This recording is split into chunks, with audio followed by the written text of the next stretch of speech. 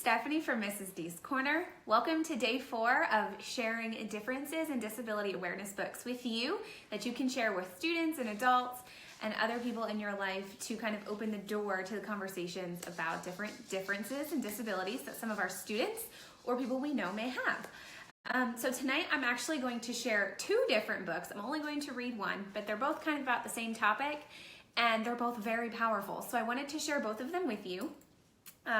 Tonight's books deal with students or people who are blind. The first book is the book that I'm going to read to you, and it is a great book because not only does it touch on the topic of having students who are visually impaired or blind, but it also touches on the topic that I know some of us deal with. Sometimes for our students, sometimes they have peer mentors or paraprofessionals or other teachers come in to work with them and they just want to do everything for the child. So this is also a great book that kind of touches on that topic about how they don't want us to do everything for them. They want you to learn about them and kind of give them those accommodations and modifications that they need so they can do it on their own. So the first book that I'm going to read to you is called Keep Your Ear on the Ball. It is linked above, so if you wanted to grab either of the books I'm going to share tonight, you can grab both of them using the link above, and this is what Keep Your Ear on the Ball looks like. So let's get started. And this book is by Genevieve Petrillo. The pictures in this book are fantastic too. Davy looked like every other new kid that ever came into our class. Miss Madison walked him in and said, "Boys and girls, this is Davy." He was medium height. He had medium brown hair and medium brown eyes. A regular kid. Davy looked up at Miss Madison. "Mind if I look around?" "Let me show you to your seat first," she said.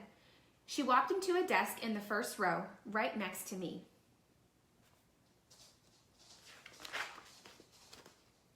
Davy dropped his book bag on his desk and walked back to the door. We all watched as he touched the door frame and the teacher's desk. Then he walked along the bookshelf that went to the back of the room. He ran his hand over the writer's center, touched the coat room doors, the fishbowl, and the library shelf. He followed the front blackboard till he got to his row and sat in his seat, moving his book bag to the floor under his desk. He turned to me and said, "It's awfully quiet. Is everybody staring? I'm blind. I'm not an alien." That was how we met Davy. Davy did everything we did. When we read our books, he read his books in Braille. When we wrote, he wrote on his Braille writer. He was a great listener and raised his hand a lot to answer questions. "I'm Peter," I said, lining up behind him for lunch.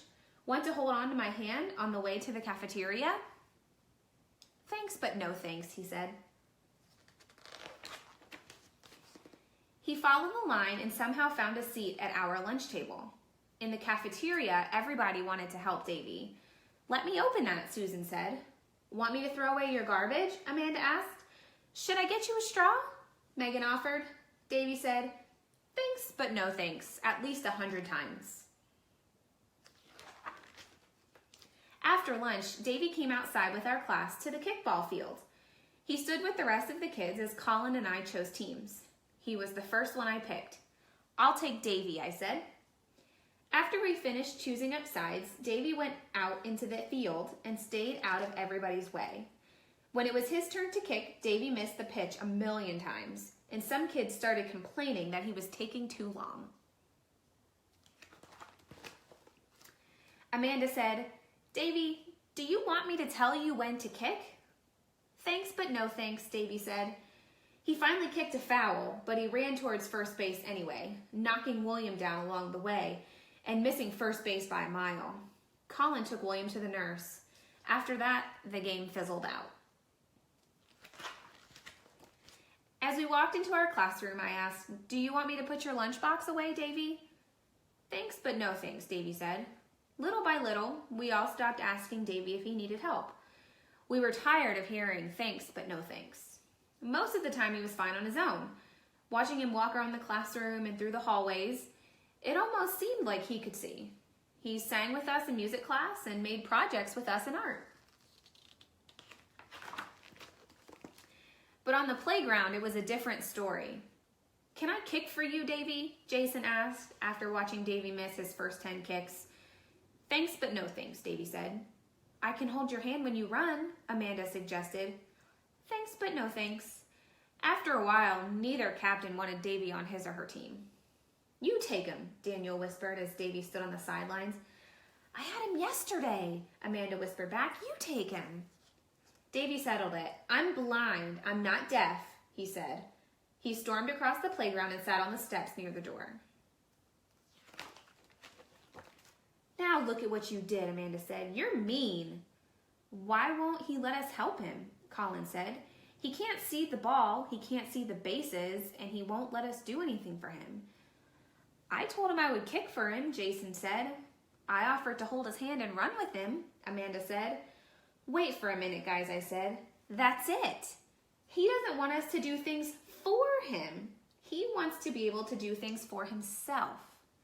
"He can't see," Colin said. "How can he play kickball? How can he do anything?" "He hears and he feels," I said. "He does everything by sound and touch. I have an idea." The next day, we ate lunch fast, eager to get outside. Colin picked Davy first on his team. When Davy got up to kick, we were ready. Amanda blew a whistle. Everybody stopped talking and stood still. Before I pitched, I called, "Here it comes, Davy. Keep your ear on the ball."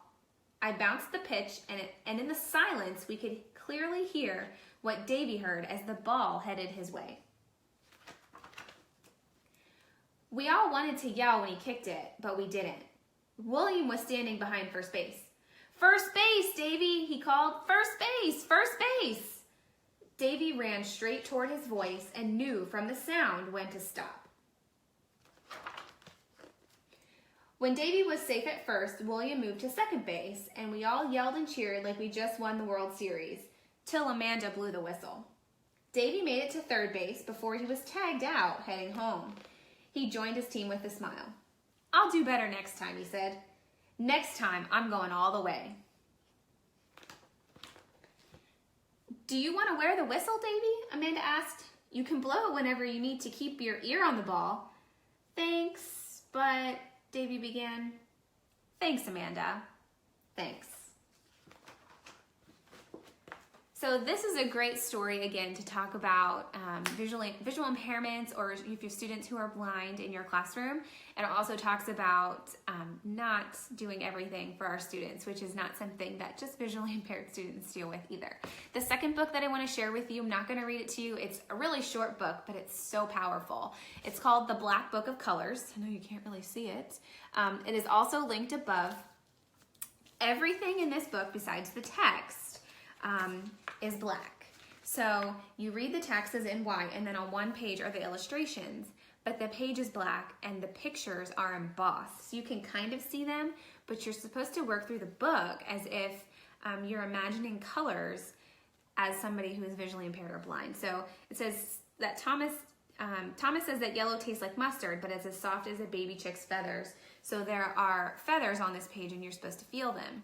And you go through each color of the rainbow, and he talks about what they feel like and what they smell like, and then you touch the picture to kind of feel them. And then at the end, on the very last page, there are, the Braille alphabet is here, and your students can kind of touch what each letter of the alphabet looks like, or feels like rather, not looks like. So I thought that was really cool, and it's a really, really powerful book to share even just with our students to kind of illustrate colors and sounds and the five senses. We have students who are colorblind, not necessarily don't see any color, but maybe they're just colorblind and don't see the full array of colors that some other students do. So these are the two books that I shared tonight. You can grab both of them using the links above. And tomorrow night is day 5. I'm really excited to share tomorrow's book with you. So have a good night, and I'll see you tomorrow.